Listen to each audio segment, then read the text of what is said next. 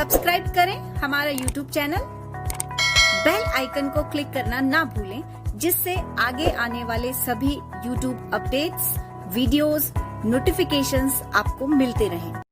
Good morning everyone, welcome to current affairs education. आज हम चर्चा करेंगे 23 अगस्त के महत्वपूर्ण करंट अफेयर्स की। बिना स्किप के वीडियो को पूरा देखिए, क्योंकि बहुत ही ज़्यादा महत्वपूर्ण करंट अफेयर्स मैंने यहाँ पर कवर किए हैं। शुरुआत करते हैं अंतिम सेशन के अभ्यास प्रश्न के साथ। अंतिम सेशन में हमने आपसे पूछा था, निम्न में से कौन सी नदी कर्क रेखा को 2 बार पार करती है? तो इसका सही आंसर है माही नदी। माही नदी है कि ये राजस्थान के बांसवाड़ा और डूंगरपुर जिले में कर्क रेखा को 2 बार काटती है। तो आपको ये याद रखना है। आगे बढ़ते हैं आज के करंट अफेयर्स की ओर। बहुत ही महत्वपूर्ण परियोजना है लेडुम जलापूर्ति परियोजना। ये अरुणाचल प्रदेश राज्य में है। इसका मरम्मत कार्य है अभी चल रहा है। अगर इसके लोकेशन की बात करें तो ये सियांग जिले में है, अरुणाचल प्रदेश में, और बादल फटने की वजह से ये क्षतिग्रस्त हो गई थी। तो ये बहुत ज़्यादा महत्वपूर्ण है, एग्ज़ाम में पूछा जा सकता है। अगर बात करें अरुणाचल प्रदेश की, तो इसने कहा है कि 2023 तक हम सभी घरों में नल के माध्यम से जल आपूर्ति करेंगे, यानी 100% घरों तक जल आपूर्ति करने की यहाँ पर बात कही है 2023 तक। अगर इसी संदर्भ में हम केंद्र की बात करें तो केंद्र सरकार ने कहा है कि 2024 तक देश के हर घर में हम जल आपूर्ति करेंगे नल के माध्यम से। अगले पॉइंट की ओर बढ़ते हैं। दाऊद इब्राहिम, जैसा कि आप सभी लोग जानते हैं, ये एक अंतर्राष्ट्रीय आतंकवादी है। पाकिस्तान द्वारा आतंकवादी की सूची में इसको पहली बार शामिल किया गया है और पाकिस्तान ने यह स्वीकार किया है कि दाऊद इब्राहिम कराची में है। वर्तमान में कहाँ पर है? कराची में है। लोकसभा अध्यक्ष हैं अपने ओम बिरला, जो राजस्थान से हैं। इन्होंने कहा है कि पाकिस्तान आतंकवाद का निर्यातक देश है। जब आतंकवाद ने इस बात की यहाँ पर स्वीकृति जारी की कि दाऊद कराची में है, तो ओम बिरला ने साफ साफ कहा कि पाकिस्तान आतंकवाद का निर्यातक देश है, क्योंकि अभी तक आतंकवाद को लेकर पाकिस्तान इतना एक्टिव नहीं है और दाऊद इब्राहिम को इसने कभी आतंकवादी नहीं घोषित किया।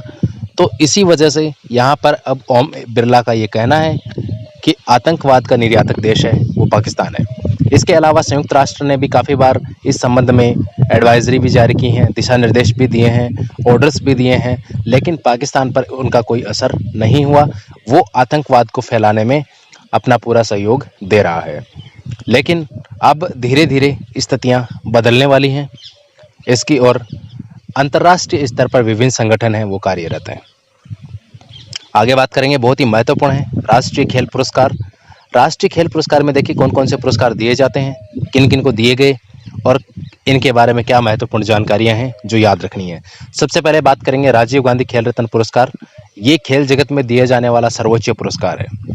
सर्वोच्च पुरस्कार है ये खेल जगत का, और इस बार ये मिला है, देखिए किस किस को। रोहित शर्मा क्रिकेटर हैं, इनको मिला है। विनेश फोगाट, ये कुश्ती लड़ती हैं, पहलवान हैं हरियाणा से, इनको मिला है। मरियप्पन थंगावेलु, इनको मिला है राजीव गांधी खेल रत्न पुरस्कार। ये ऊंची कूद, खास तौर पे ऊंची कूद में भाग लेते हैं प्रतिस्पर्धा में, और ऐसे कहें तो ये एथलीट है, एथलीट। चौथा नाम आता है मनिका बत्रा, ये टेबल टेनिस से संबंधित है। रानी रामपाल, ये हॉकी से संबंधित है। तो इनके खेल इवेंट हैं। इसके अलावा इनका नाम आपको ज़रूर याद रखना है, डायरेक्टली पूछे जाएंगे एग्जाम में 100%। द्रोणाचार्य पुरस्कार अगला पुरस्कार है इसी श्रेणी में, राष्ट्रीय खेल पुरस्कार में। द्रोणाचार्य पुरस्कार ये खेल कोचों को दिया जाता है, जो खेल कोच होते हैं उनको ये दिया जाता है। इस बार ये 2 श्रेणियों में दिया गया है। एक श्रेणी है आपकी लाइफ टाइम अचीवमेंट अवार्ड श्रेणी और दूसरी है नियमित श्रेणी। तो 8 व्यक्ति हैं जिनको लाइफ टाइम अचीवमेंट श्रेणी में ये पुरस्कार दिया गया है और 5 व्यक्तियों को नियमित श्रेणी में ये पुरस्कार दिया गया है। उसके बाद अगला है अर्जुन पुरस्कार। अर्जुन पुरस्कार 27 व्यक्तियों को दिया गया है। ध्यानचंद पुरस्कार है, ये 15 व्यक्तियों को दिया गया है।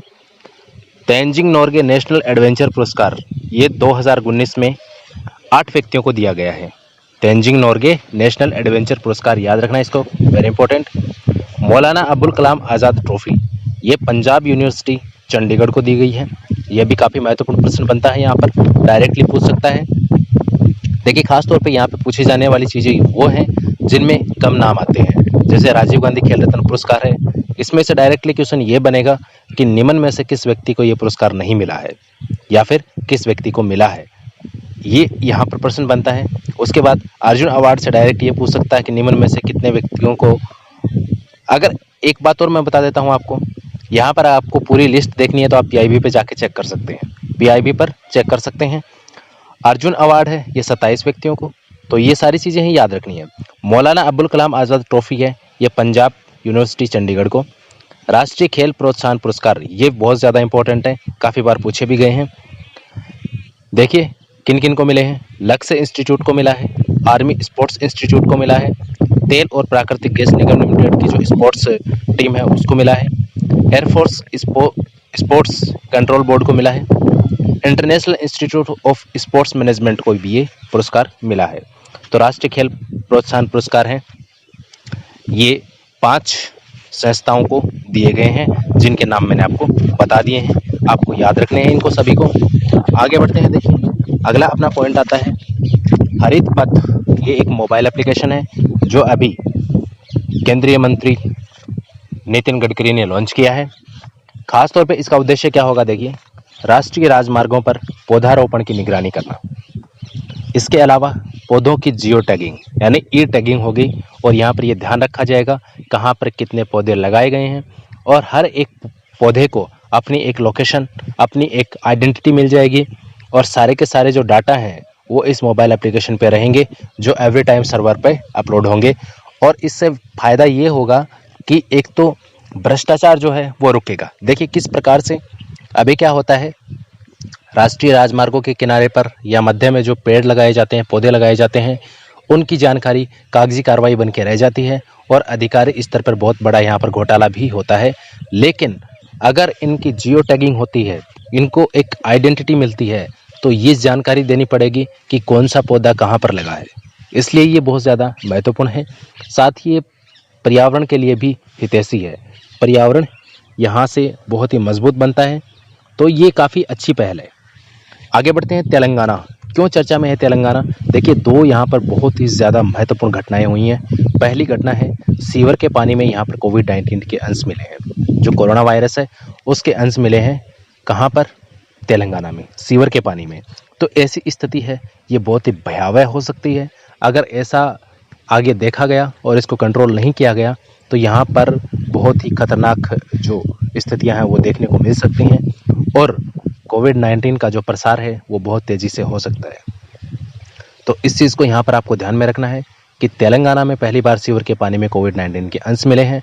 इसके अलावा एक पावर प्लांट है जिसका नाम है श्रीशैलम पावर प्लांट। यहाँ पर भयंकर विस्फोट हुआ और आग लग गई, और यहाँ पर अधिकारियों का कहना है कि जो चौथी इकाई है वहाँ पर ये आग लगी है, और इसमें 9 लोगों के मारे जाने की अभी तक खबर आई है।